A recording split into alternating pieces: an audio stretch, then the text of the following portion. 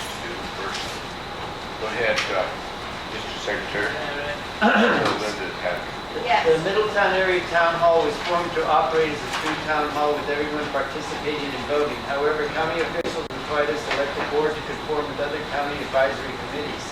Our bylaws specify that the board makes decisions based on a vote of everyone present. The board encourages all members to give their opinions and vote on every matter before the assembly. All those in attendance are advised this meeting is being videotaped. Those who don't want to be videotaped have the following two options. You may request the camera to be directed away from you as you speak, or you may provide a written statement to someone to read into the record on your behalf and being recorded. Okay, I see the Lake County News is here, and it's always nice to have you here. Thank you very much for coming with us. We appreciate the coverage. As far as the town hall goes, I'll boil it down very simply. Anybody can come from the district and vote without any requirements of attendance or anything like that. If you move here Tuesday, you can vote here Thursday. That's how we operate. We don't have any voting requirements or anything like that. Everyone can participate, everyone can voice their opinion. We had a scout troop in here, and they wanted to know if they could speak. Absolutely, they came and expressed their opinion, and it was great. So, thank you very much for coming. I want to especially thank the people from Kelseyville that came tonight. It's nice to have them sticking their nose in our business.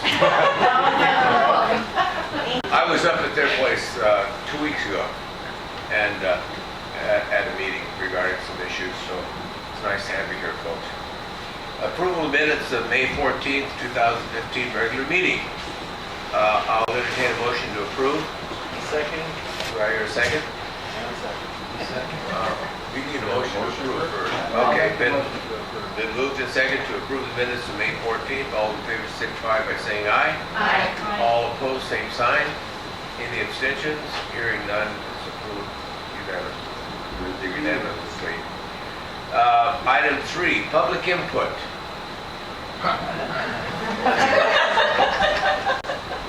I'm going to always start on this side if she's very sorry. Part of the Brown Act dictates that we have public input. We limit the public input to 3 minutes. And if you want to have public input, we'll start on this side. I'll start right down here, and we'll go around that way and come back. As long as you don't want to talk about something that's on the agenda, you can't do that, okay? But anything else, you're free to opine, as they say. Mr. Tabaki. Yeah, Mike Tabaki. Mike Tabaki. Several years ago, the late Martha Webster and I worked together on an information piece that we have in the back of the room. And in my contribution to that piece was that I came up with 4 statements that basically identified mass purposes or broad areas of focus. And some of you may never have heard these, and I'm going to just read them, and those watching this video will hear it. The first one is that math provides area residents with a forum to raise issues relevant to our community. Math helps inform and educate members on developments taking place in our community. And tonight we're going to hear about a cleanup site. We empower area residents to communicate their needs and concerns to government officials. A couple months ago we heard from our assembly member. And the last one was we encourage the community members to participate in the democratic process. So that's how we go about it. This thing was formed, I don't know, how long ago? 7 years ago? 2004. Started in 2004. 2004. So we've had some success, we've had some setbacks, but it's always been fun. We started the process in 2004. We were recognized in 2006. You can raise your hand if you want to speak. No. Go ahead, Marlene. I have a few things, so I'm going to be kind of fast and jump around. My name is Marlene Elder, and I'm wondering if there's going to be any activity in the park, the Middletown Square Park during Middletown Days. If anybody knows. Say what? If there's going to be any activity in the park during Middletown Days. Not sponsored by NAP. Okay.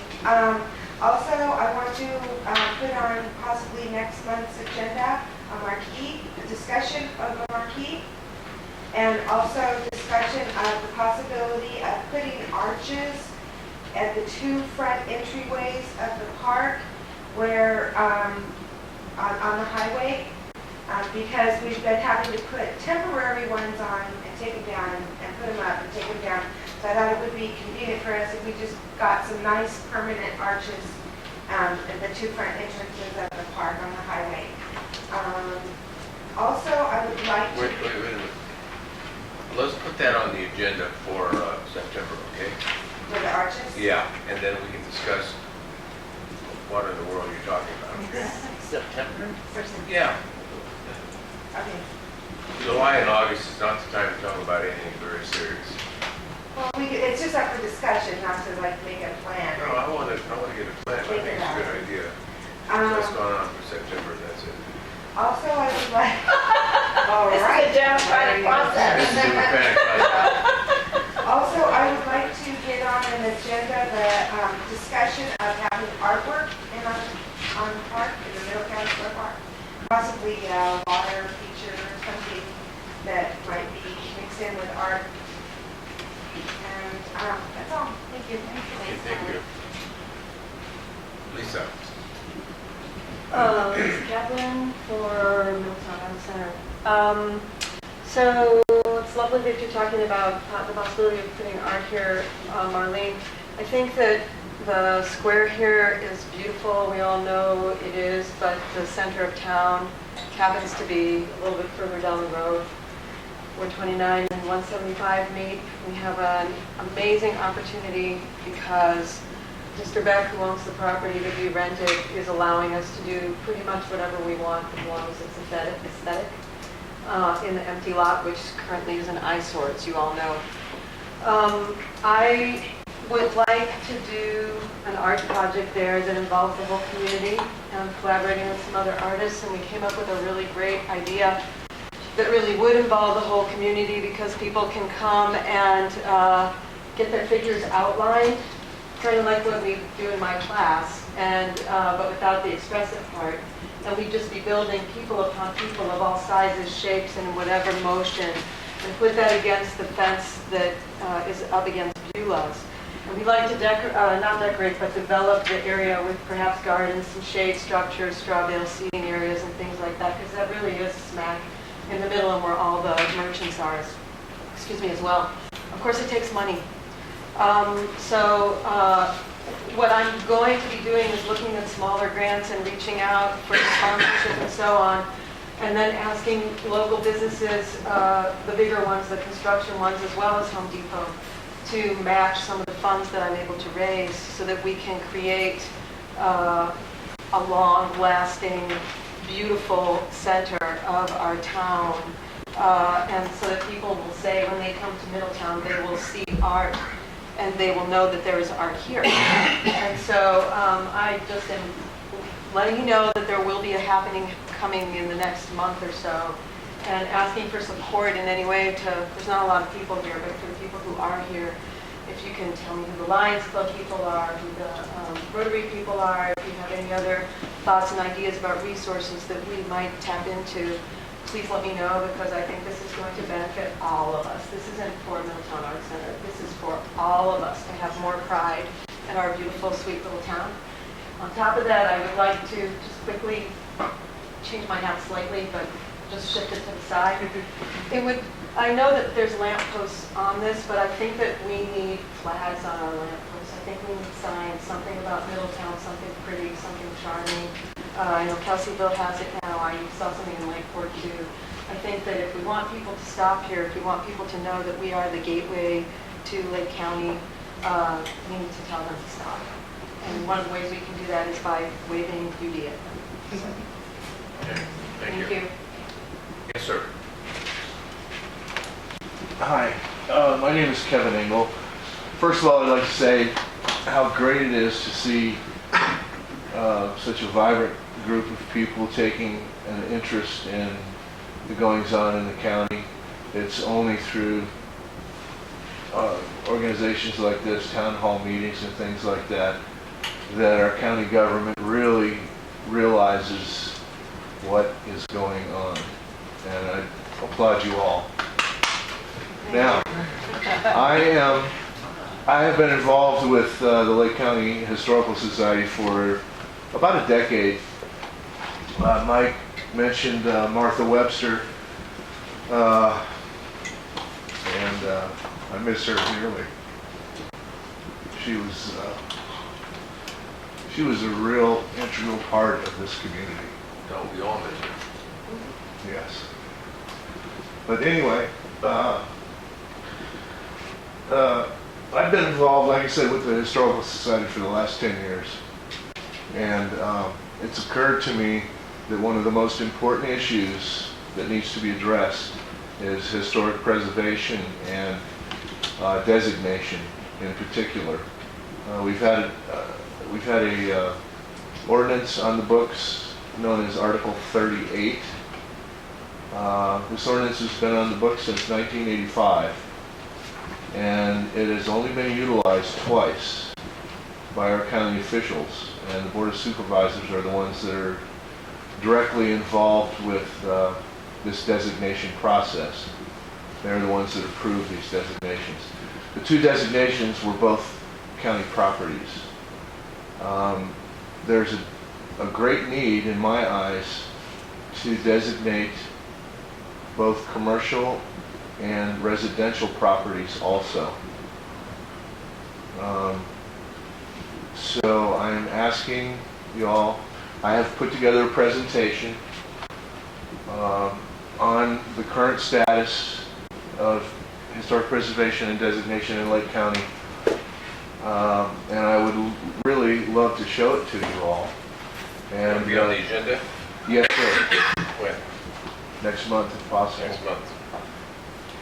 Now, another thing, I've also been offered the, if you want to combine this, I've also been offered the convention center over at Twin Pines to do this presentation. Maybe we can combine the two if you'd like, or this setting is fine also. Yeah, if it's necessary, if you need the room, but if you don't need the room, this is...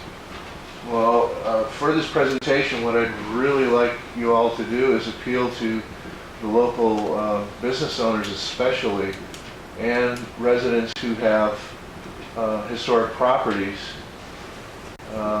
because there are some incredible benefits that can be realized through the use of local historic designation. We're talking tax breaks, major tax breaks, and things like I'm going to that. have to stop you because we're running out of time for that. But Very good. I'll put you on the agenda for next month and you can come and make your whole presentation. Thank you very much. You're very welcome. Anybody else have comments? Going around? Yes, Margaret? I just wanted to say one thing I noticed is the M in Middletown has fallen off the sign on the outside of town. So there's no M, it's Middletown. Yeah, Middletown. Okay, thank you. And one other real quick thing. Apparently, I got a phone call from Brian Martin. I thought this was really cool. A belt buckle from last year's mutton busting contest in Middletown Days was found at Kmart. So through phone calls and Facebook, he was able to track down who he thought it belonged to, and it was one of my employees' sons that won it. So, I mean, he didn't have to go through all of that, but that's just, I wanted to say, that's just one of the reasons why we moved it, because it's really, really great. And I appreciate him going through all the legwork to return that to Eric. Good. Thank you, Margaret. Yeah. Monica? Very nice. I just wanted to make an announcement that the Middletown merchants, did anybody make that announcement already? No. Okay. So the Middletown merchants will be having their membership meeting on next Tuesday. So there's a mixer that will be held here in the park. So, and for you, Kevin, that might be a good opportunity if you would like to come out to kind of talk to some of the business owners there. Okay. That'll be when again? Many of them are Time going to show up. starts at 5:30. Tuesday, next Tuesday. 5:30, yes. Is it potluck? Yes. So I've got a many health of the permit. business owners are bringing Do you have a health permit? Just asking. My turn. Anybody else?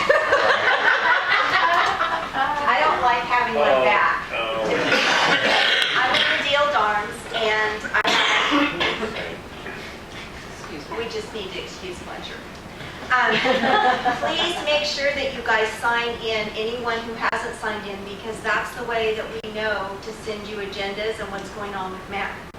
So that's one thing. Another thing is, we had these shirts done back in the day, and if anybody's interested in having a shirt that says math on it, please see me. They'd be $15. They need to be prepaid, and I'll get your size, and we can have shirts made up if anybody's interested. Yes, Marlene? Can we get those in a tank top? Because they were getting kind of hot. We can. I can have them done however. But anyway, so that's another thing.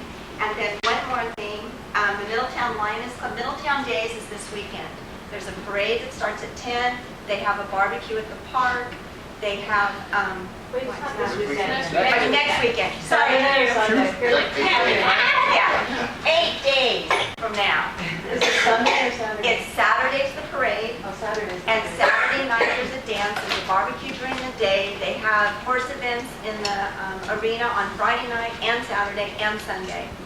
And the Middletown Lioness Club does an annual Father's Day breakfast. And I'm going to pass this around in case people want to write down. It's from 8 to 11. They do pancakes, fresh scrambled eggs, ham, biscuits, and gravy, fresh fruit, juice, coffee, and milk. It's $8 for 13 and older. And 5 years to 12 years is $5, and 4 and under is free.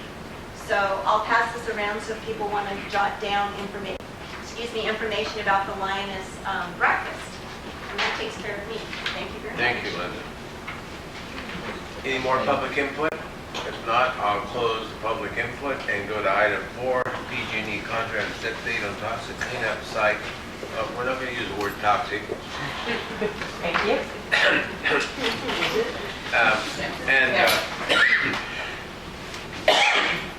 We have 3 people here, and they're going to have a presentation. I'm going to introduce first Rob Sauer and Brian O'Terry. Sure. Rob is PG&E project manager, and Brian is government relations, which means he tries to make everybody smile when they want to kill him. Kind of like you. Yeah, kind of like me. Okay? So, you're going to have a presentation as you speak, Rob. Okay. You want to sit, or I'll do the PowerPoint. I'll do the PowerPoint. I can do that. He's going to make a presentation, then we'll have time at the end of it for questions, okay? Hold your questions till the end, please. Thank you. Well, hello everybody. My name is Rob Sauer. I'm the project manager for the Geothermal Inc. landfill site. I'm with PG&E's Environmental Remediation Department. And we're here today. We wanted to next slide, please. Here today to give an update on the Geothermal Inc. landfill, or GI landfill, as we sometimes call it, project. I have a short presentation, and then we have some time for questions and answers after the presentation. Okay, I'm going. Sorry, we can't quite get you to fit here, and I'm scared to move anything that went out, so. It works. Okay, it works. It's Middletown. Perfect, thank you. I love that. Perfect. So I just want to start with a little bit of the history of the site. The site was operated from 1976 to 1986 by a company called Geothermal Inc. It consisted of a number of waste evaporation ponds and waste disposal trenches, where waste were brought from the exploration, development, and operation of the nearby Geysers energy field and Geysers power plant. It was primary drilling muds and drill cuttings through the exploration activities for the geysers, as well as sump and plant process water. That material was brought to the facility and placed into these evaporation ponds that are shown up here. And so this is what the site looked like before it was closed. There's a number of ponds there, and then sometimes the waste were extracted from the ponds and put into waste disposal trenches. The wastes have been tested, and they are non-hazardous. And I'm going to talk about this a little bit more, but after the after the operator of the facility went bankrupt, and PG&E was one of 17 companies and agencies that sent waste to the disposal facility. So after the company went bankrupt, PG&E as well as the other companies became responsible for the closure of the landfill. And in 2003, PG&E led that on behalf of all of the different companies and agencies that sent waste to the facility.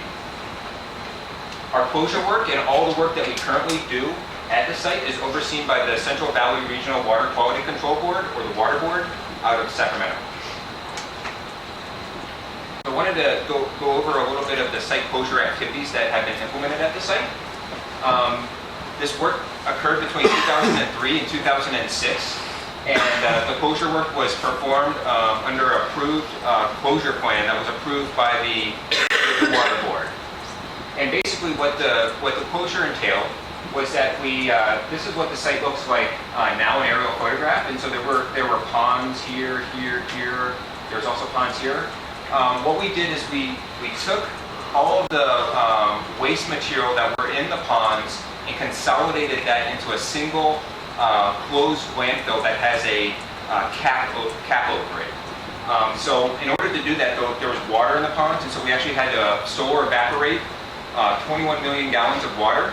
And then we were able to get the kind of the muds and waste material, and that was moved to the closed landfill. After all the waste was in the landfill, we put a cover over the landfill, or a cap. That's a high density plastic that's covered with a drainage, like a coarse drainage layer. And then there's clean soil and then vegetation over the cap. So that's why it's a grass cap right now, with the plastic underneath it. And the purposes of that cap was really to eliminate future infiltration of stormwater and rainwater through the waste material that's in the landfill.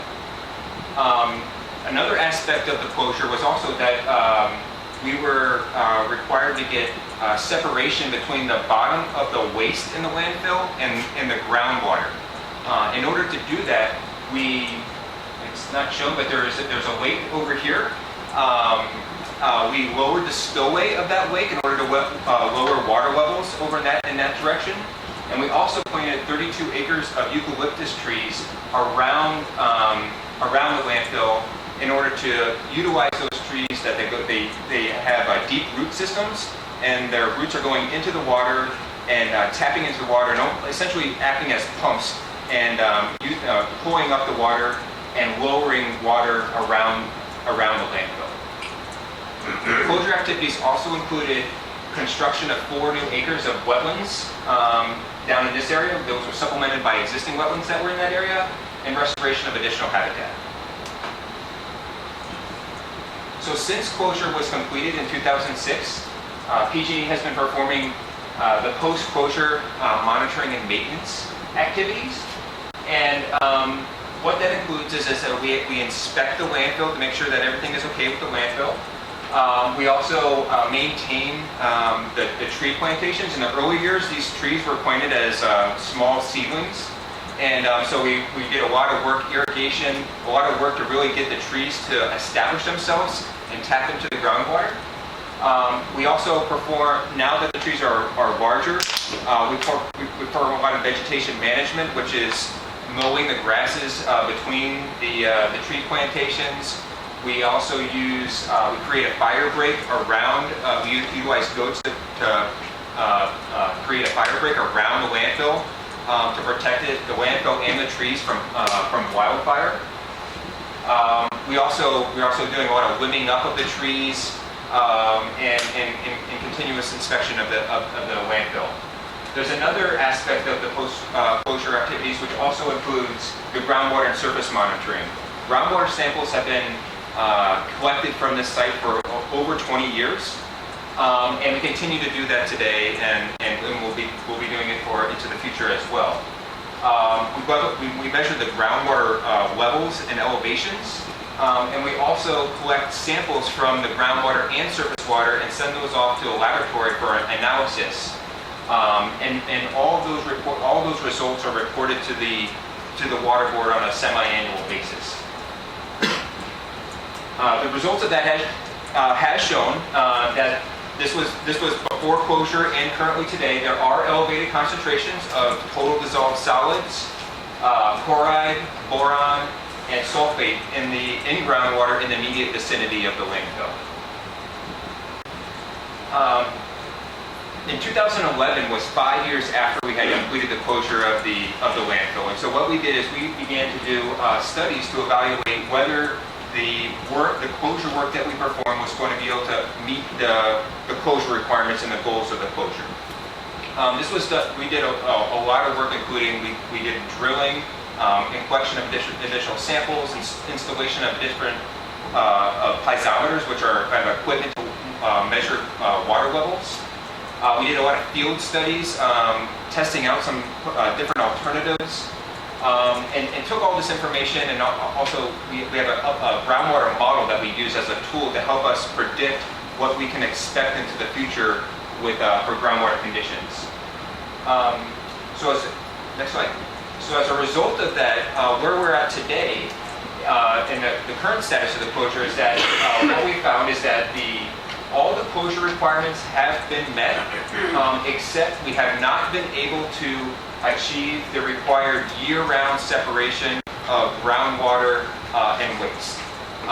We have separation in many locations, many times, but it kind of depends on the location and the time of year. And we've also found through all the groundwater monitoring that we have done, we do have groundwater impacts, as I mentioned before, but those are stable, and they are limited to the immediate vicinity of the landfill. So PG&E is committed to achieving the separation requirement, to get that separation between the waste and the groundwater. So we start in late part of 2014, and through the early part of this year, we started doing a lot of studies, and we did a feasibility study to evaluate what else can we do out here to meet that separation. And we just recently submitted a report to the Water Board in April of this year that essentially provides the results of that evaluation and our proposed plan to get the separation. So as part of this evaluation, we looked at over a dozen different technologies, including underground barrier walls, groundwater extraction trenches, planting additional trees around the landfill, even removing some of the waste in some of the areas where we haven't been able to get that separation. And what we found in the report and through the evaluation and what we proposed to the Water Board is two main activities to add to the work that we've already done. So what we're proposing is that we want to the Water Board is that we want to do some drainage improvements to move storm water further away from the landfill. Right now, all of the water that falls on the landfill, it hits the cap and then runs off of the landfill and infiltrates right around the perimeter of the landfill. And so what we want to do is we actually want to take that storm water and through like piping, divert it a little bit further away from the landfill so it can infiltrate away from the landfill and not recharge water levels right around the landfill. Another piece that we're proposing is a underground barrier wall. So this is going to be a wall that is going to be dug into the ground in like a slurry type material, concrete slurry material. That's going to be probably about 20 feet deep into the ground. And the objective of that is groundwater moves just like surface water does, just at a slower rate. The objective of that is the water that's moving towards the landfill is going to hit this barrier wall and go around the landfill and not recharge water levels directly beneath the landfill. So as I mentioned, we just submitted this to the Water Board. They're currently reviewing it, and we anticipate their review and approval of this of our plan sometime this year. So upon the Water Board's approval, we anticipate some activities coming up at the site this year. First, we do need to do some more field work to complete the design and the engineering for the drainage improvements as well as the barrier wall. So we will be performing some field work to collect more data to complete that, to finalize that design and engineering. And we anticipate that that will be happening as early as summer of this year. We also anticipate that we'll be installing the drainage improvements either later summer or early fall of this year. And then the installation of the underground barrier wall is anticipated to occur next year, next summer or fall. After we perform this additional work, or this anticipated additional work, we will be we'll be continuing to monitoring and evaluate that this has been successful and is helping get that separation requirement. So, as I just mentioned, there's probably going to be some field work going on. So prior to any field work, we will be distributing work notices. We also we want to place phone calls, emails to neighbors to inform people of the work. We do have a sign-up sheet in the back, so if anybody's interested and wants to be on our distribution list, please complete that with your name, your email, and your address, and we can ensure that you get our work notices and information. Actually, we have it right here, and I'm just going to circulate it around. And all I ask is that you write legibly, please. We're also happy to come back to the math group here and provide updates as desired or as needed. And we're always available. The next slide, and I think on some of the handouts that you picked up, has my contact information as well as other ways to get a hold of us. So please feel free to contact us at any time. Another thing that we're planning to continue to do is that PG&E received certification from the Wildlife Habitat Council for some wildlife habitat that was created during the post-closure activities. And as part of that, we actually have the Middletown High School has been coming out to the site for the past few years and helping us monitor that wildlife habitat, as well as learn about the closure activities that we've implemented and the restoration activities that we've performed at the site. So we're looking forward to continuing working with them this upcoming school year. So that concludes my presentation, and again, here's our contact information. Please contact us if you have any questions, and if there's anybody that has any questions now, we're happy to. And just two things, so that we have a fact sheet back there that also has this information. And if you'd like to get updates on the site, we're happy to email updates, and the clipboard is going around. And we actually have another clipboard, and Sally, if you would just hand it to the fellow behind you, that would be great. Do we need to let Brian speak before we have questions, or? Brian, do you need to speak? I don't know anything that Rob does. Okay, let's go ahead. You want to cite the students. Okay. Questions, we'll start on this side, and you can ask your questions, but you can't ask two questions until everybody gets a chance. Okay, go ahead, Marty. Marlene Elder, what is the goal of this? You want to separate the water for a year, and then what? What's the No, the goal is to get the separation, in perpetuity. So it's not just to get it and then to let it go. So these elements that we will continue to be there and provide that separation for the long term. Lisa? What happens with the plastic cap over time? Is that going to be permanent, or is that going to be eventually taken away? That will be permanent. I mean, it's underground, and so it is designed for a long lifetime. But when we do operation and inspections of the landfill and maintenance, if there is any indication that the cap is like deteriorating, we may have to go back and repair it or replace it. But we don't anticipate that will happen until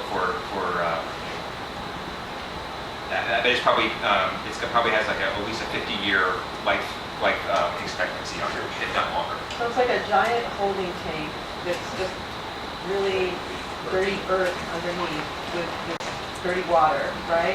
And a cap on top. Is that basically what it is?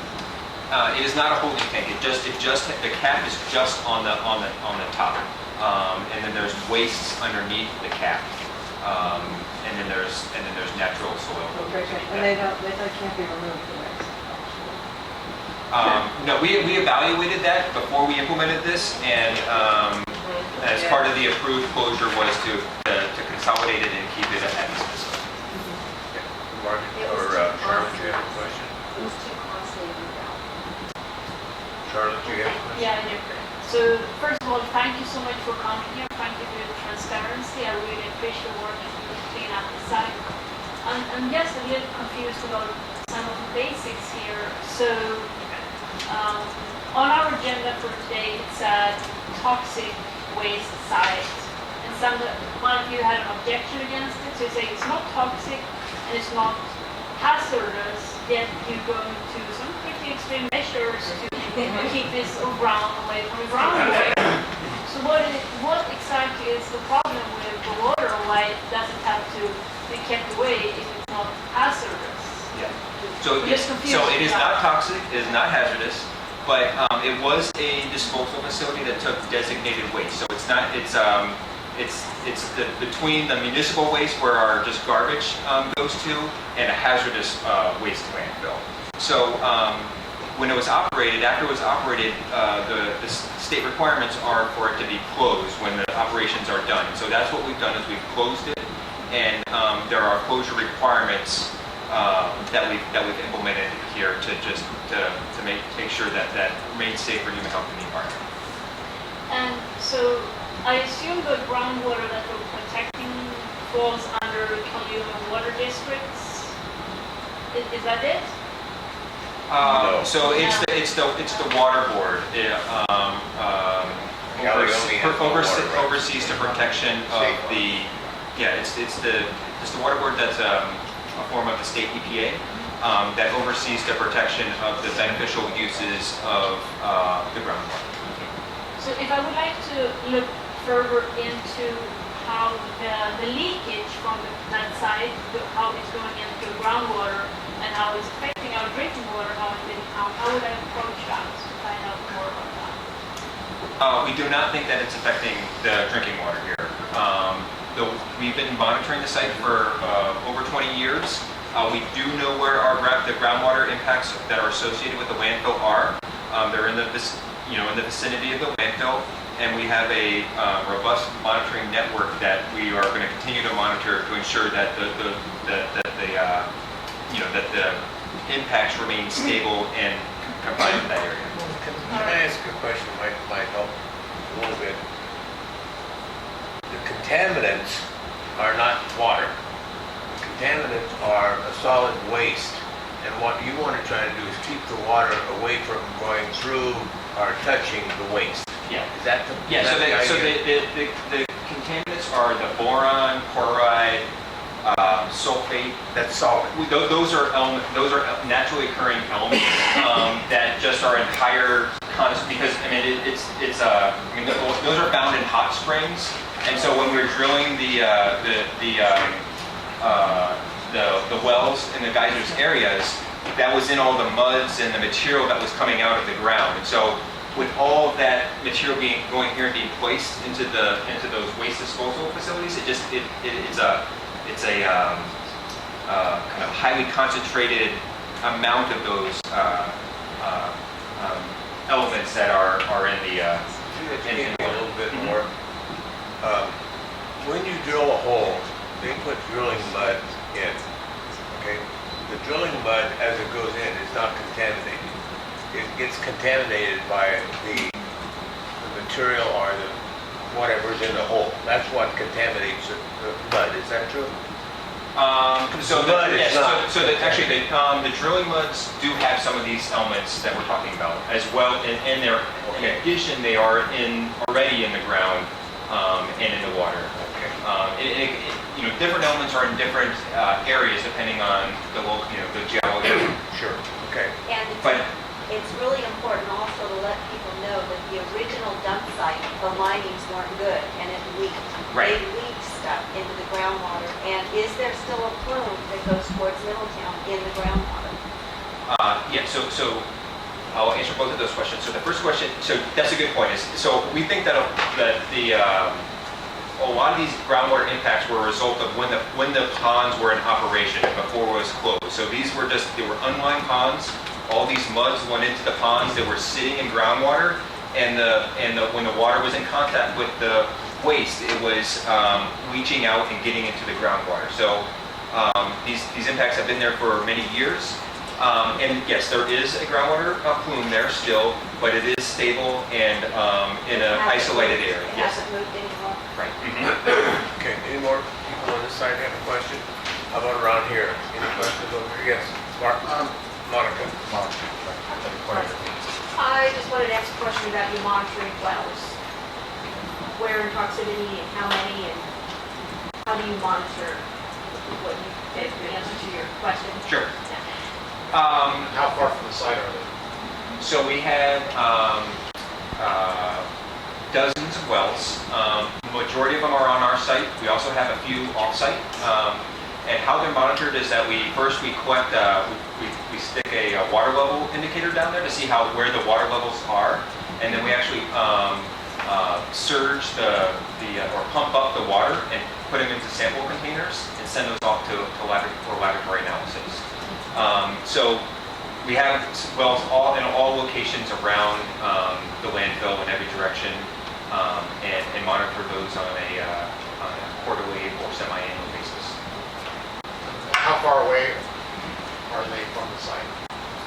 I would say like 98% of them are on the site, and we have a few on the western, on the property to the west towards Middletown. So like a couple 100 feet away or a quarter mile away? Or? I would say, yeah, probably a quarter mile. Though probably our furthest well is probably about a quarter mile away from the landfill, and everything else is within that area. My question's kind of, they're all tied together, obviously. The 5-foot separation that we're trying to reach, we're pretty much in a drought. We've been in a drought for a while, and we still can't get 5 feet. That's kind of freaky to me. What happens if we have like 10 years of lots of rain? How are we going to keep the water? Doesn't water, even groundwater, try to find a natural level? And if you put a wall down 20 feet, isn't it going to come underneath it and still try to fill in? Or go around the wall? Yeah. And then, why didn't they line when they actually did it? Why didn't they pull all the stuff out, put a lining in, or dig a new hole, put a lining in, so that it's, as opposed to keeping water from going on the top and going underneath? It sounds like more we have a problem with water coming up underneath and getting to it. Why didn't they seal the bottom of it? Right. Okay. So let me answer your first question. We did look at what we expect the conditions to be in the wet years versus dry years. I mean, since we completed the closure, we have had some wet years. I know we're in the middle of a drought right now, so we actually have this groundwater model that we can actually use and put into it. Like, what does it look like when we have a whole bunch of wet years in a row? And that was all taken into consideration when we developed a recommendation for the underground barrier wall and the additional work that we're proposing. So essentially, we think that even in this is going to work even in wet years after it's installed. To answer your other question, we did evaluate the lining of the material, but so this is the drilling muds, and basically the waste that's in the landfill is drilling muds, which is basically the same material that you would be using to line the landfill. And so we didn't think there was a lot of value added to remove it, to remove all the waste and then kind of put it back. And getting that separation will essentially isolate the waste from the groundwater. I don't understand that. Yeah. You have to explain that to me. If you, almost everyone knows that plastic is not the way to line a hole in the ground, because gophers eat through the plastic and the water runs out. The way to seal it is to put clay. That's best, I guess. So you put clay down that's not contaminated. It's not contaminated. And you put the contaminated material on top. How is the contaminated material going to get to the non-contaminated clay? Wouldn't that have been better? Right. So we would probably be doing clay. The drilling muds are like clay. The impacts that are there were there before before the landfill, Yeah, the it's- closed landfill was constructed. It's a done deal, so we're kicking the horse after he's left, so. And then I think you had another question there about water going around. Right Yeah, now, we water. do have some really good cone depressions from the trees, and so the barrier wall, water will be going around and then into the trees, and the trees will be kind of acting as pumps and kind of pumping that up so it doesn't go around and then back into the beneath the landfill. Okay, second question from Marlene. So the wall is only on one side? Okay, that doesn't seem to be very effective, and the trees don't seem like they can pump it out fast enough if we have a big downpour. Also, it sounds like they were doing a lot of drilling up in our local mountains, and our local mountains are filled with serpentine. Now, are you guys testing for that as well as all of the other components that you're testing for? I don't Yes, think so that has anything to do with PG&E. Yeah, but there They're is, testing for stuff. we do have serpentine on our property, and so we do have wells that are in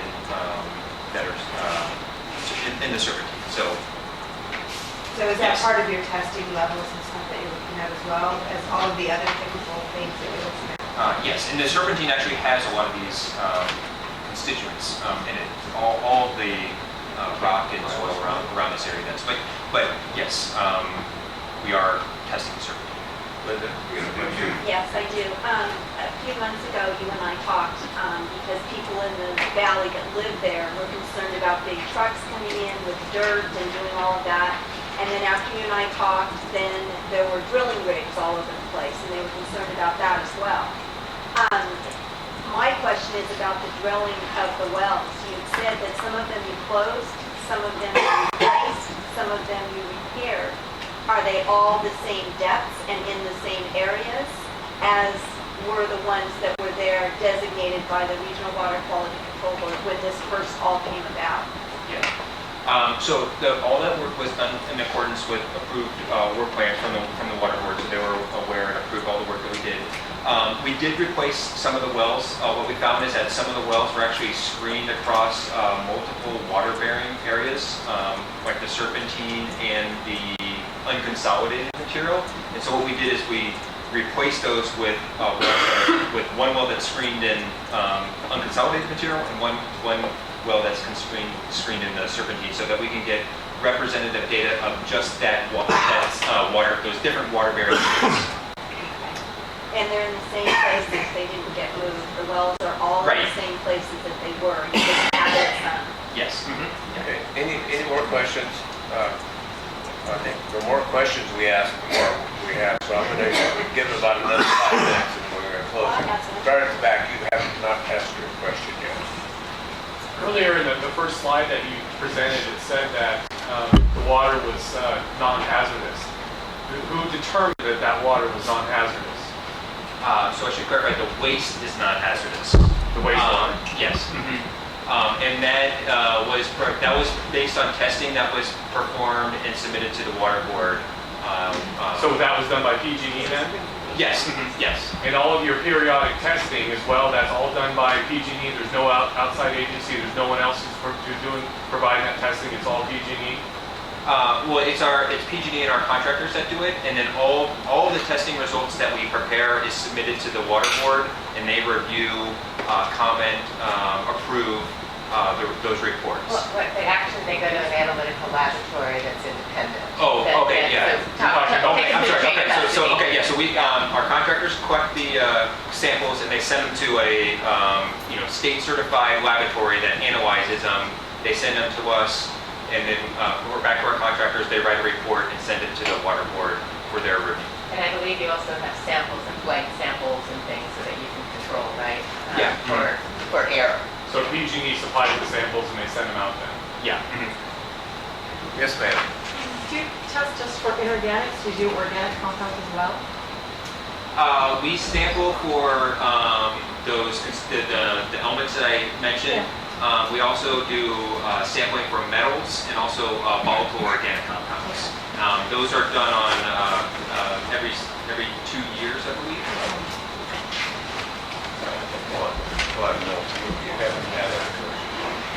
process of explaining that there is no pollution programs here, there is no concentration except the level of cures all or what?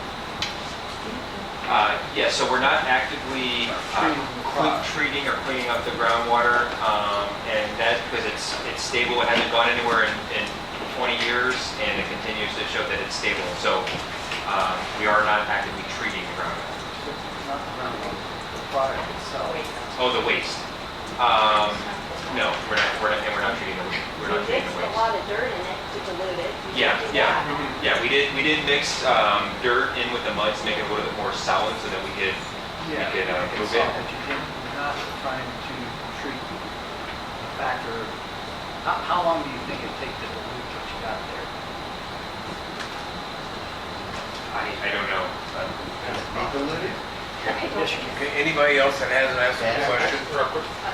Anybody else that hasn't asked a question? Okay, Margaret, go ahead. I wanted to ask about, when you're talking about the TDS, the total dissolved solids, do you know what the percentage of the total dissolved solids are, or the ppms of those parts per millions are, and are they within line with what the EPA says for elements? I can, yeah, I mean, so I don't know off the top of my head, but we do have the total dissolved concentration, Okay. total dissolved concentrations Okay. that are provided, for each well that we sample are provided in our reports. And that information is also available on a website that we can provide too, that is maintained by the water board. And then it's like, so the ppms and those, the parts per millions, are those within range of what the EPA considers acceptable for being elements? Because there's a difference between chemicals, elements, inorganics, and all of that. Yeah, I mean, so they're elevated. I guess acceptable for uses. I mean, I guess I'm not sure what you mean by acceptable. I mean, are the parts per million in the total dissolved so high, or are they considered real low, and are they within the range of what the EPA says is acceptable? Right. So they are high and they are elevated right around the landfill. Okay. But as you get away from the landfill, they are the same levels as all the other water in the area. Okay. The whole valley that hasn't been, so there are elevated concentrations from the landfill right around the landfill. Right around it? Yeah. Okay, but Mr. Rosenthal? Yeah, so I was just wondering, as far as the water diversion and whatnot, did you guys look at French drains and pumping water? Yeah, we did. We did look at French drains, pumping from trenches, pumping from wells, but based on the evaluation, we thought that the barrier wall was going to be the best solution. Okay, good, let's stop. We're gonna stop that question and answer. We still have a person. Can I ask one thing? You're part of the group, what are you gonna ask? Okay, go ahead. So I know people signed up and there were a lot of questions. We often offer site tours, so if you're interested in that, let us know. I'll email everybody back to make sure that you got your email, and if you didn't get it, you got my email on that fact sheet, so let me know. And that's all I wanted to say, and let us know how to communicate with you, and we're happy to do so. Okay, Brian, you're up, bud. Oh, me? Yeah, Right. Oh, let's see. Four store. yeah, there you go. No, I have I've nothing heard to that. add other than it's important to note that we're not going at this alone. There's a very stringent regulatory agency over our shoulder on all of this, and you don't have to take our word for it. Everything's publicly available right now. These are smart guys, and they're doing their best to get the site where it needs to be. So, thanks for having us. Thank you, Brian. We should note one thing, that there's a lot of smart guys that let this happen at the beginning, so we understand.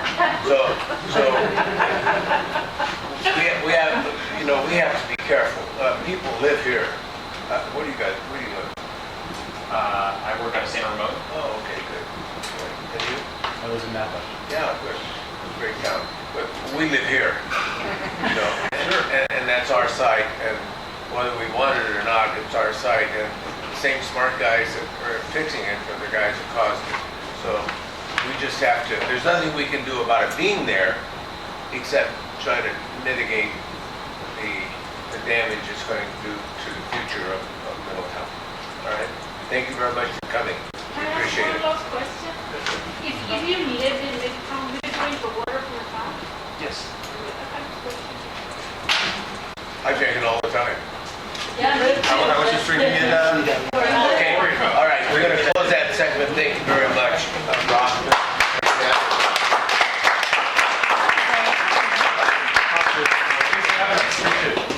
Absolutely. It will be uploaded to our website, and I will Okay. send an email out to everybody. It's not probably fun to come to these and be up there and have to face to the public. But we appreciate it. Yeah, which brings us to Dollar General. Item 5, update on Dollar General. I'll bring you very quickly on what I know, and then if Joe Sullivan, our planning commissioner, has any updates, he can tell you. I was invited to attend a meeting in Kelseyville on their proposed Dollar General, and I went and I listened.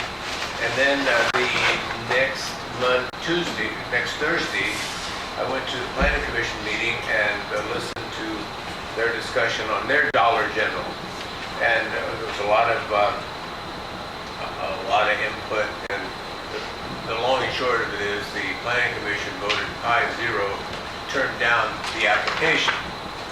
And that was all right. Dollar General indicated to me that they would be appealing it to the Board of Supervisors, which is their legal right to do. So I don't know where that's at. Has it been scheduled, Joe? Do you know?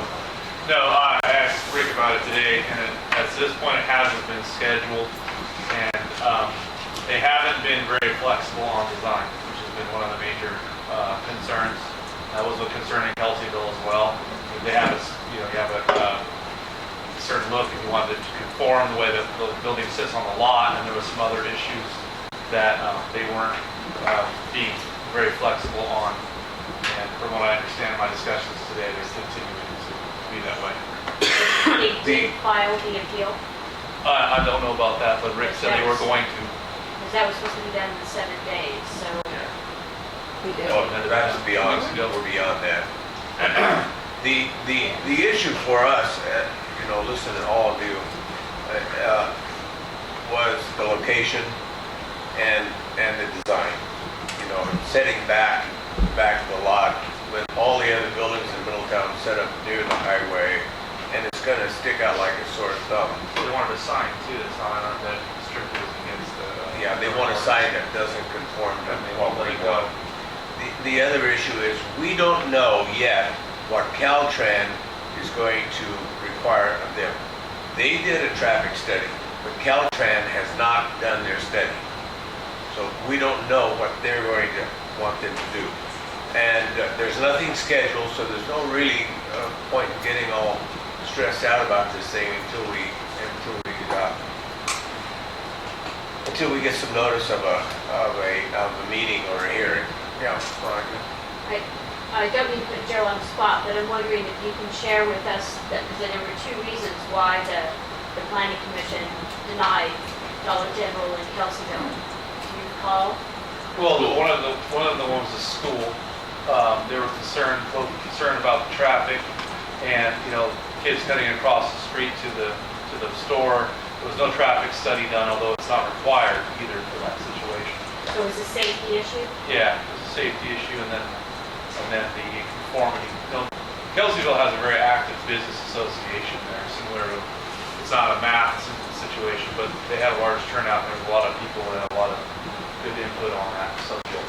And one of the, with the design review for what they were looking for their town, it wasn't really fitting that scenario either. What's important from our standpoint, if we don't want the Dollar General to go here, then we have to make an argument that will resonate with both the commission and the Board of Supervisors. And saying that the delivery trucks are going to cause a big problem, all that is not a good argument. They have 1 truck a week, and if you've ever been behind Hardester's, 5 days a week, you'll know what traffic jams are. So we have to be careful that if we don't want Dollar General to go in, then we have to make an argument that is relevant to the Dollar General, not what we see in Never Never Land. You know, The schools are right there. there's a school there. That's right. There's two schools there. They have to cross a highway. That's true. But they have to cross the highway to get to store 24. They have to There's cross the a highway. crosswalk there, there's not one by where the Dollar General. They have to cross the street to get to Jolly Cone and all that. So now's not the time to argue that issue, but when the time comes, we have to make sure that math speaks with one voice and relevant to the problem, not trying to dictate what Dollar General pays or their benefits. That's not going to fly. Because I've done some investigation on low wages, and Dollar General is not the only one that is around here that pays minimum wage. Okay, so any other questions on the update of Dollar General? Yes, ma'am. Not a question, but a comment, that in moving forward with that, because we don't want to wait to the last minute, may I suggest that we form a committee that will take a look at this and come up with a concept, with an idea of requirements for Dollar General in this town, or why it's not to be here. Yeah. Your state, your county, as far as what is required. If you're gonna fight Dollar General, you better find a loop. Can't hear you in the back. I said, you better find something in one of those ordinances. Well, that's why I'm suggesting that a committee, because that takes Well, more I than... realize what you're saying, but I want to make sure everybody understands. It's not like Fletcher said, a dream that we have of a revision. Here's the ordinances right now, here's what we have to work with, here's what's, if they don't fall in one of those ordinances, that's what you hang your hat on, that, hey, they're not in compliance with this, that, because that's what they're going. Otherwise, the county's set up for a lot. I totally agree, because There's some issues that are really important. Flood zone issues, beautification, or what it looks like. You can't argue zoning issues because that's commercial. You're dead in the water. Exactly. You've got to have an organized plan that goes to the issues that, like design. They don't want to change design. Then that's an issue that we can take to the planning commission or to the board of supervisors, because we've worked so hard to get the grant for our beautification of Middletown. We have a plan for that. We know what we want to do. We know what we want this town to look like, and that simply doesn't fit in. But, so for instance, I know that Ken, as he brought the Middletown area plan at the last meeting on this subject matter, and he had tabs next to areas of question.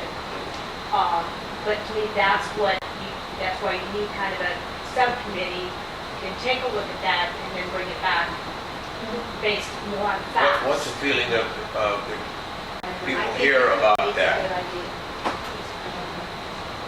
I went to the Dollar General in Clear Oaks, it wasn't bad. I stopped at one in Wheatland. Does anyone know where Wheatland is? Yeah. Okay. It's a nice little store. I don't like the facade, but nice little store. So The Dollar General that is, to my knowledge, the Dollar General that is in Lucerne is actually bringing business to surrounding businesses there. Because, but that's in a totally different location than this location or in Kelseyville. not even the same ball of wax. And Lucerne clearly goes through. Okay, what do you think? Should we form a little committee, and who's going to be on the committee? Is the chairman going to appoint? You want to volunteer? How do you want to handle it? Monica should be on the board. Oh. Can I just make one point? Yes. This might sound ridiculous, but as a community, we can choose not to patronize that store. Yeah. That's how And you we vote put to that on us. the report to Dollar General that they will not be receiving any sales from anybody that lives in this community, and we won't support them. Now, let them build this building, and then, let them go out of business, and we fix the building, and Number do one, they something will not that's go out of separate. business, Yeah, and they so I will mean, have plenty of customers. It's just another idea that I will put forward. Yeah. Lisa? I think that, for me, what's encouraging, like after last meeting, a lot of people were walking around going, oh, we're gonna have to learn to live with this or whatever. And I think that after they were denied in Kelseyville, it gives us a lot of hope. And and I know it was a preliminary denial only, but still the fact that the planning commission had an issue with them too, that's reason for us to fight it. And not to say we're gonna compromise, let's fight this thing. I can tell you that I know for a fact of the at least 2 members or the board of supervisors that will vote for it. At least 2, which means they only need 1 more and it passes. It's also based, as Claude said, that if it is within the general plan and within the area plan, that they are allowed to have business there, then. Doesn't matter whether we like it or not. Correct. I also So- like to point out that you can actually fight something on multiple levels. We can fight it on doing it like the legal way where we use ordinances, things like that, and then we can do activism, which includes like make it seen on the web, for instance, how much Middletown doesn't want it. And because negative publicity like that is something that Dollar General for sure doesn't want. So we as a community can speak out loud, and that's activism. And that's one way to fight it, like continue the path, you're not really welcome here. So, and hopefully Dollar General then will be, okay, we're not going to come.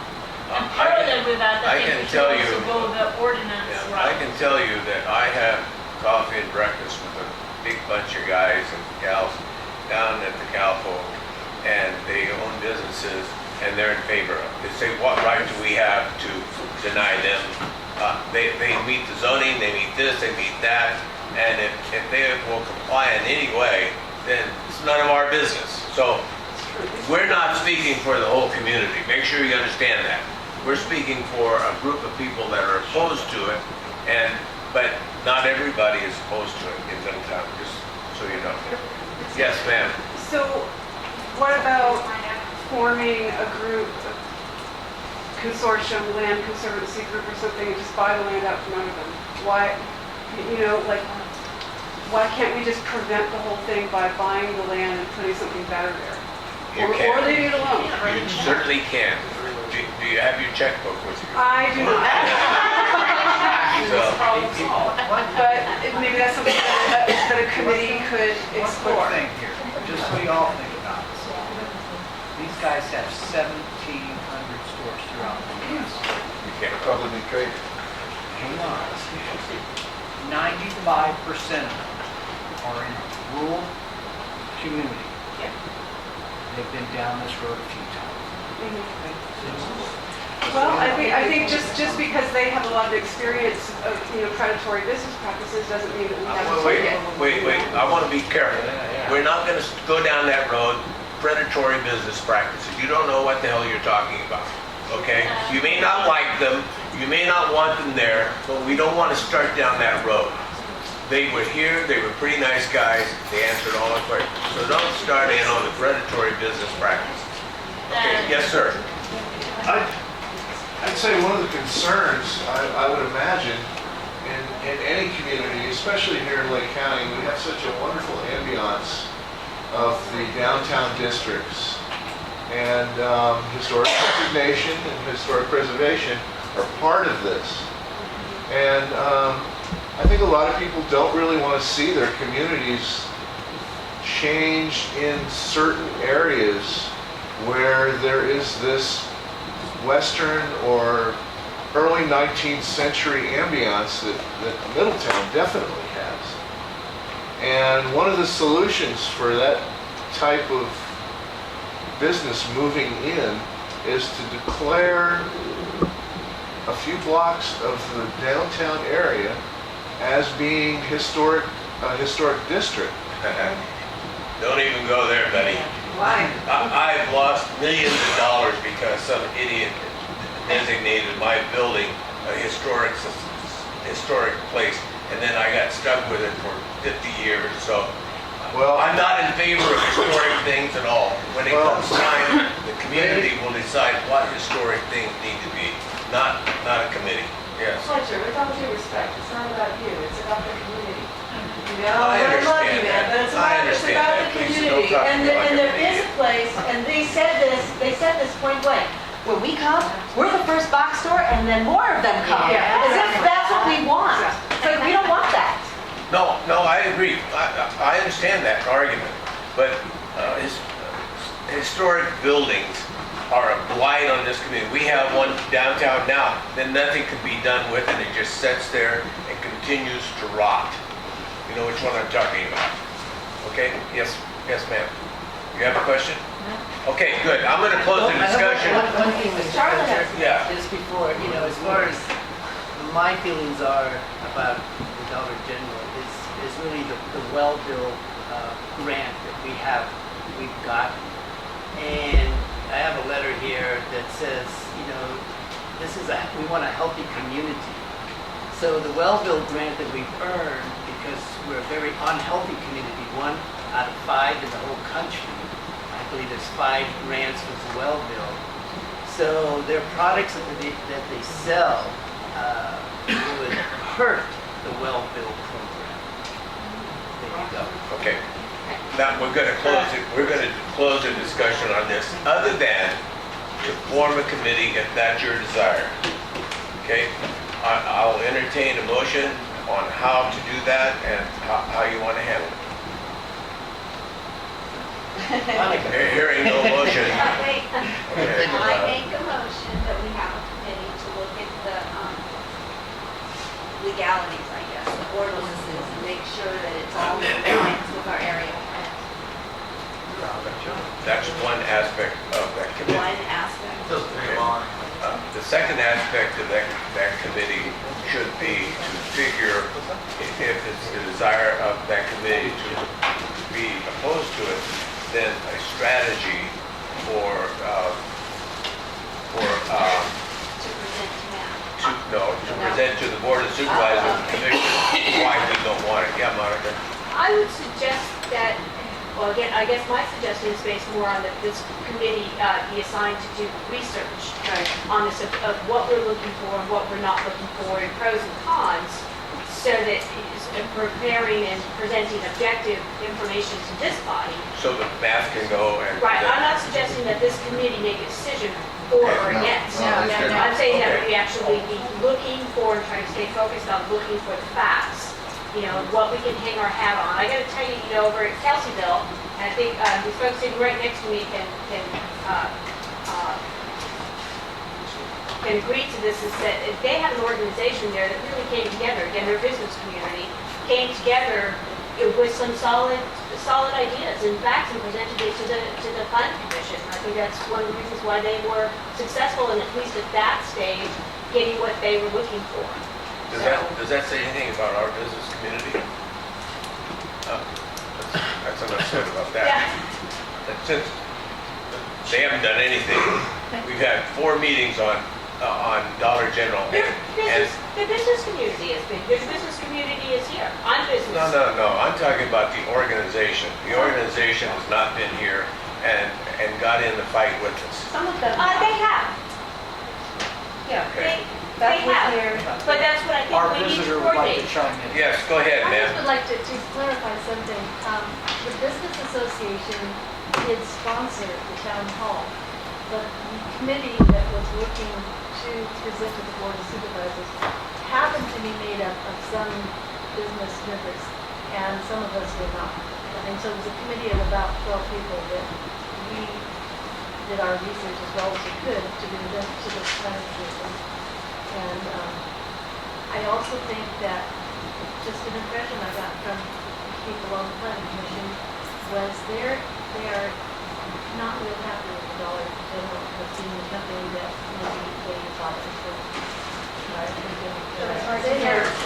The important thing, I think, is that whatever we decide to do, let's have one mind, and I'm not into losing arguments and losing losing a battle. I want to win the battle. If we don't want Dollar General, then I want to pull out all the stops and make sure that we don't get a Dollar General. And I don't want a fragmented, bunch of people running around. I want if we can, a point that we can really use to, because we got a job to do with the Board of Supervisors, I can tell you. That's great, and, you know, it's like not everybody comes to that, and there's a lot of people who aren't in favor, and I think the most important thing is to encourage people to show up at that meeting. Bodies mean something, right? How many people there, that means something, right? There's a motion to form a committee. Now we've got some ideas what the committee should do. I'm going to suggest that the committee volunteer, and then that committee elect as chairman or somebody to run the committee, because you have to have somebody run the committee or you have chaos. Okay, all those that would like to serve on the committee, raise your hand. 1, 2, 3, 4, 5. There's probably a few more people who want to learn. Then they should have been here. Oh, they can join. 5 people's enough. They can join. 5 people. Okay, all you, the Well, raise you your can have as hands. many people as you want on three, because they only have 5. Well, you can have 30. You'll just get 6 times less work done.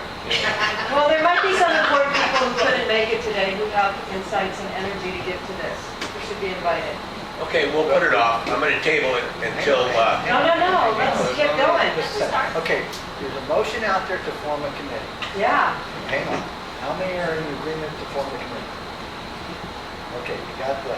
Okay, so we've agreed to form the committee. So, at the end of the meeting, I make a motion that at the end of the meeting, we get a names list together and establish the priorities, and then report at the next map meeting. What that's going to be, how we're going back, make sure we've got all our cookies lined up. And at that point, hopefully somebody's got a chairman and all that. then if you know anybody that might want to serve on that committee, they should be here at the next meeting then. Wait a minute. Mr. Sullivan, is it possible to call the meeting where it would come before the planning commission before our next map meeting? No chance. No? Okay. I talked to her today, it wasn't scheduled, and we already have a calendar. We don't even, they don't have the Okay. Caltrans Thank you. plan yet. Yeah. Good question. So, there's plenty of time. So, as I said 2 months ago, there's plenty of time. So we're all in agreement after the meeting. If you want to serve, you'll sign up, and we'll get something going here for the next meeting. All right. Okay, 5. And then if there's more people, Let's hear that in the back. Monica, so if there's more people that want to participate, they should come to the next meeting. Are you going to meet, is that committee going to meet before the next meeting? I would say so. Okay. Yeah, I would say so, yeah. Okay? Yeah, they have. All right, so done. All right, good. All in favor, are we gonna do that? Yes, we are. So Okay. we get, You made the let motion. me you got restate the committee. motion. Good deal. Let me restate the motion that Matt form a committee to study the Dollar General proposal, and that they meet and report back to Matt at the next meeting, the regular scheduled meeting in July. All those in favor signify by saying aye. Aye. All opposed? Same sign. Any abstentions? Hearing none, we'll just say it's unanimous. Okay, item 6, chili cook-off report. This is going to be very quick. You know, we did a chili cook-off. Matt, what? Who won? Some lady. Anyway, I think it was the Yours was awesome. Okay, Wow. great. Okay. Here we go. We had a chili cook-off, we had a lot of activity, and we raised some money. And the main thing is we had a lot of activity in the park that day, which is what we really wanted more than anything else, to have a nice day at the park. However, we were able to raise a net to the senior center $4,500.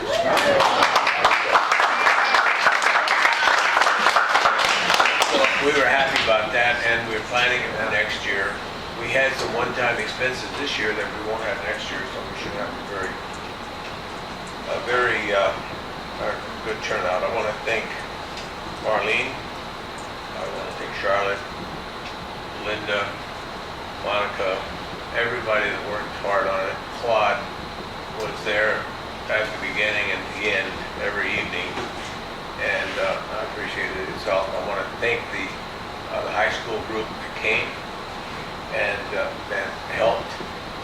We had volunteers from the high school ag department come and help us clean. Joe Sullivan's wife worked all day picking up. We had him operating like he was at Disneyland, just running around picking up trash. Star Gardens. Yeah, Star Gardens furnished all the plants. Linda went down with the trailer and picked them up and then brought them back, and Tom. And it was a great event. We had square dancing, which didn't turn out so good. There were some problems, and the problems were my fault. Were you dancing? I did. That would be a problem. Yeah. The problems are my fault. The schedule was wrong. I should have had the chili cook-off later in the afternoon, give them more time to cook it, because once the chili cook-off was over and the people that got the $1,000 and the $500, it was like rats leaving the ship. You know what I mean? Everyone wanted to go home, and I understand it. So we're going to schedule it next year so we have more people downtown. And we'll start our chili cook-off a little later and have some other things. There are some suggestions on other activities, bed races, wheelchair races. There's a lot of ideas, and there may even be a good one or two. So, I want to make sure we thank Fletcher and his wife, because they did a ton. They did all the planning, they did all of the, he made little clipboards for the little chili things to be in. I mean, they did a lot of work.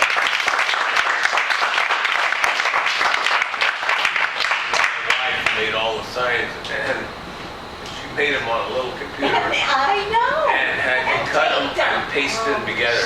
She worked days on them. Like that. If you need stuff like that, I have a big plotter at the office. I know, Joe. We're going to do it next year. So, anyway, that's a chili cook-off report. He's trying to buy influencer. Yeah.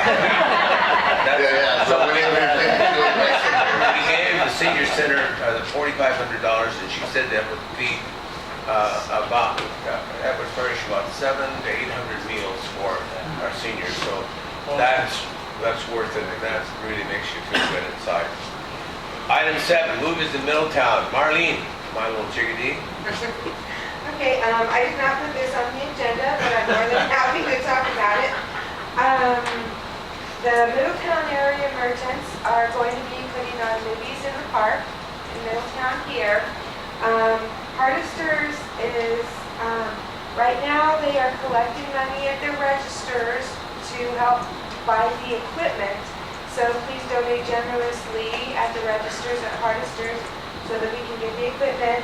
The Boy Scouts are very excited about doing a concession stand, so there'll be stuff to eat there. And I know the Middletown area merchants are getting ready to submit permit applications, and we're hoping July 11th will be the first movie. And they're free. The movies are free. So round up at Hardisters to help buy the equipment when you purchase something at Hardisters. Round up. And Hardisters has also...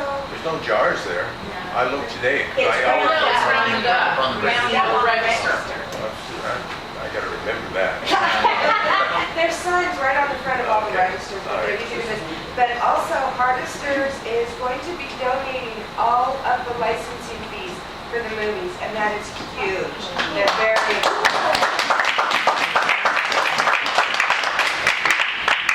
Hardisters, I didn't thank them, but I should have, because we needed a few 2x4s, we needed this. I went and got a generator because we had some power problems. They didn't charge us for the generator. I can't tell you how many times we've gone to Hardisters and they never say no. Say again? You told us that before. I did what? You just said you can't tell us, but you've already told us. Oh. So anyway, Hardisters, thank you. So Okay. anyway, please be generous at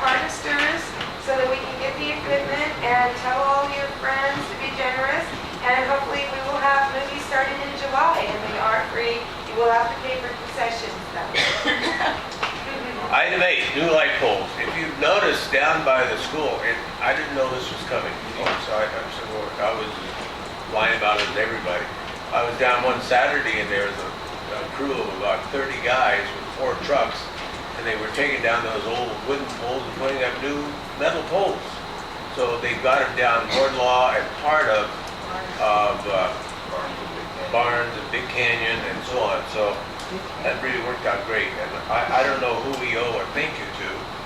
County, I guess. So I'll get over to Jim Combs. They were PG&E. PG&E. Is it? Really? Did PG&E do that? Those wood poles had the conductor running Yes. up in the middle of them. Yeah. We have a system-wide program replacing all of those, so that's what. Yeah. Oh, And that's like the company PG&E. that was subcontracted by PG&E was called Wilson Construction, and they left a electric drill motor and some drill bits and some routers and stuff out on the grass, and one of the local residents found it, brought it to my attention. I made some calls to the county. They found out who the contractors were. The supervisor of the job got hold of the resident and they're getting their tools back. Good. We want to thank, be sure to pass on the thank you to PG&E because they look very nice. Question on this. We noticed, we're science teachers, we like, we're part of the dark sky for astronomy. Those lamps themselves are not very good for science. They're not very good for, they're not good for dark skies, and so all the lights being thrown up, which is energy inefficient, you're wasting money lighting up the trees instead of the ground. So Now that we have- the design of the poles was chosen by the county. I just. We presented the county with several options. Dark skies. Only my calm nature and my unaggressive attitude keeps me from punching you out. If you only knew how hard we worked to get any poles in We just want to mention, I've got 2 of them shining in my house, where they're real bright. We understand all that, but they're not the best lights. No, we do that. Okay. But the ones downtown are exactly the same. Yeah. A lot of that energy is just going into the sky. And just for the record, we didn't dictate what to put along the highway. Caltrans did. We had no choice. So. We just got Caltrans, the county, and PG&E together, and that took 2 years. 2 years of hard work. Of just talking, we walked up and down. Absolutely right. Bad things happen. 5 times. No good deed goes unpunished. Right. That's right. So on that note, Okay.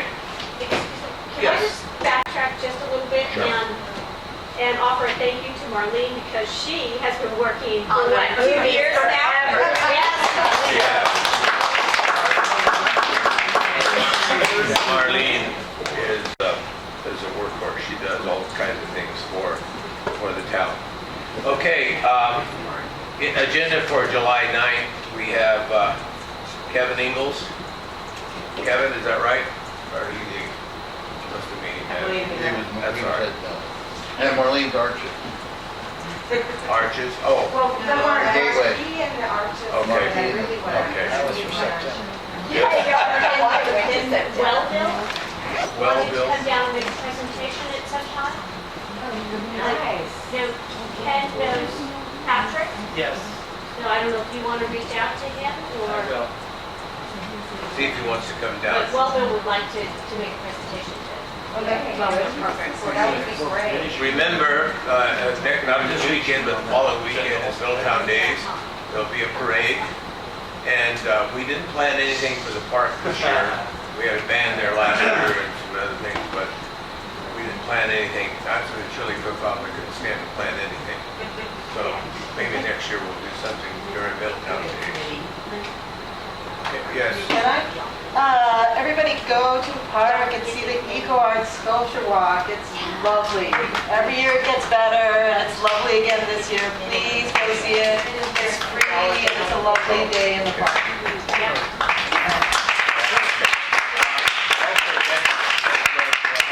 Report from the committee on the dollar store strategy. Okay, may not have a recommendation, but we'll have a strategy. Anything we need to talk about, folks? everybody's, oh, Marlene. It just occurred to me, I've been meaning to bring this up for a long time. At one point, we got put on Caltrans' list to get some bigger, wider shoulders between town and the park on Highway 175. And It's in the design stage, and it's going to be all the way out, and the corner where Dry Creek cutoff comes in, that's going to be straightened out, and it's all going to be done at one time. That's in the design stage, And do we have any kind of an ETA? as soon as they get the money. So sorry, because I only started coming this year, so we have a grant for beautifying Middletown. What else does it include? You ever written up somewhere? Yes. But I don't want to go through it now. We have, very quickly, 5 years ago, we talked about fixing up Middletown, and we went to the Area Planning Committee or Commission, whatever they call them, APC, and talked them into writing a grant for us. So we worked with them. We got a $150,000 grant to do a study and to do a design for Middletown area, which is the first thing you have to do before you can put in for money to do anything. So the study and the plan came first. Now our second part is we're working on the trail from Central Park, multi-use trail, to the Rancheria, and that's going to be our next project, and that's in the works now. And it's not a real specific plan. It's sort of a group of ideas to follow for the downtown design area. I mean, we wanted, more decorative crosswalks and things like that in the future, but all hinging also on the advantages of safety. It's a big factor in those, and how to make your safety control traffic with visual cues that you're in a town now. You're not just flying down a highway anymore, and how to make those visual cues also make your community look nicer. If that's a large part of it. There are other grants that we can apply for that help narrow down specifics of that. So, those are things that come up later. They're all competitive grants as well. so like the signs on the poles, like Kelseyville and Lakeport have, those would be part of a different kind of grant? Well, no, the signs and the poles and stuff, that would be sort of a county thing. The Caltrans, these are grants to Caltrans. They have basically everything that Caltrans does, the safe routes to school, safety items, looking at that sort of thing. So the plan, the grant was all funded through Caltrans stuff. So how would we go about getting things Traffic on the flows. poles? Not traffic flows, banners on the poles that say welcome to Middletown, or Middletown, something that invited people. You have to work with Caltrans on that. You have to get Caltrans permission first. Caltrans would work with us on that. I would suggest actually a community drive to get together the funding and stuff, to put something like that together. That's how we typically seem to have gotten things done, is sort of initiate that on our own, and then when we run into trouble, we ask for help from different entities. We do a cleanup downtown once or twice a year, every few years or whatever, a couple years, we painted the curbs. Well, technically, we needed an encroachment permit to do that, which costs like $145. The county waived their fees, Caltrans waived their fees, and we got the encroachment permit to do that. And they gave us the paint. And they gave us the paint to do it as well. And we did the labor. We just had to approach them, say this is how we're going to do it, we're going to follow your rules, and we'll do what you need us to do, but we'd like to go ahead and get this taken care of. It was really easy for us. Not easy necessarily in the fact that it was like instantaneous. It took a lot of work, but we were able to get that and get it accomplished. I think, Lisa, what we'll do is put it on the agenda for Hold on a second, go ahead. I'll put it on the agenda for discussion whether the town hall and the people in Middletown want to put signs on their light poles. Like banners. Yeah, The merchants did that. Yeah, They they did that. had banners. There used to be banners there. Yeah, the merchants did it. They were things clamped on and So does that mean that we already have permission if they did it? no, they had No. to redo it because they got new poles and all the other stuff. That's special Okay. clamps and all that. We want to make sure that the merchants, everybody's on board before we start doing anything. And the way to do that is to advertise that we're going to discuss it, see what everybody thinks, and if everybody likes the idea, then we'll go to step 2. Just reminding me, the fees are due for the sign in the arena for Matt. And Karen Jones contacted me, asking me, I mean, is there, it's $50, I said yes, and he usually just sort of like a, Okay. I paid it, I told him to pay for it. I think last you year. did pay for it. Yeah, we did last year. 20.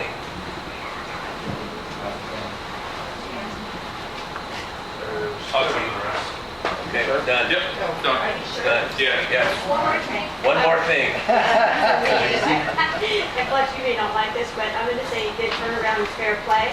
The merchants meets at 8 a.m. in the morning here, well, right there next door in the senior center. And a representative from MAP would be very welcome to attend the merchants meeting as well. So, good on you. Anybody who is a merchant can be That's a not your party game, right? Yeah, you have. Don't forget about Do they play poker? t-shirts. If anybody's interested, don't forget. Okay, any other business before this body? If not, I'll entertain a motion to adjourn.